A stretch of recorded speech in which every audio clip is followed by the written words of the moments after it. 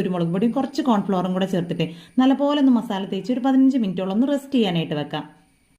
ഇനി വേറൊരു പാനിലേക്ക് കുറച്ച് ബട്ടറും ഒരല്പം ഓയിലും കൂടെ ചേർത്ത് മിക്സ് ചെയ്തെടുത്തതിന് ശേഷം 1 ടേബിൾ സ്പൂണോളം മൈദയും കൂടെ ചേർത്തിട്ട് കട്ടയൊന്നും ഇല്ലാതെ ഇതുപോലെ ഒന്ന് മിക്സ് ചെയ്തെടുത്തതിന് ശേഷം ഇതിലേക്ക് ഒരു 1/4 കപ്പ് പാല് കുറേശ്ശെയായിട്ട് ചേർത്ത് നല്ല രീതിയിൽ ഒന്നും കൂടെ മിക്സ് ചെയ്ത് കൊടുക്കാം. അപ്പോൾ ഈ ഒരു സമയത്ത് കട്ടയാവാതിരിക്കാൻ വേണ്ടിയിട്ട് പ്രത്യേകം ശ്രദ്ധിക്കണം കേട്ടോ. അപ്പോൾ 1/4 കപ്പ് പാല് കുറേശ്ശെ ചേർത്ത് കൊടുത്ത് നല്ലപോലെ ഒന്ന് തിക്കായി വരുന്ന ആ ഒരു സമയത്ത് നമുക്കിതിലേക്ക് ഒരല്പം കുരുമുളക് പൊടിയും ഒരല്പം ഉപ്പും കൂടെ ചേർത്ത് കൊടുക്കാം. ഇനി ഇതിലേക്ക് 2 സ്ലൈസ് ചീസ് കൂടെ ചേർത്ത് നല്ല രീതിയിൽ ഒന്ന് മിക്സ് ചെയ്തെടുക്കണം.